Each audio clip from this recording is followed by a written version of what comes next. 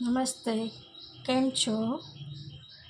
આ આપણો આચારી મસાલો ઘરે બનાવેલો તૈયાર છે.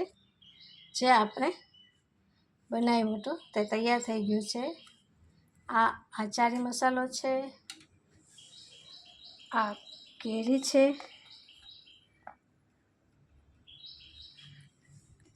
આ ગુંડા છે.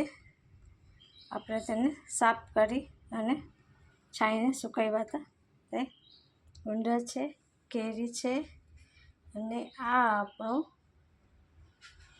અથાણું તૈયાર.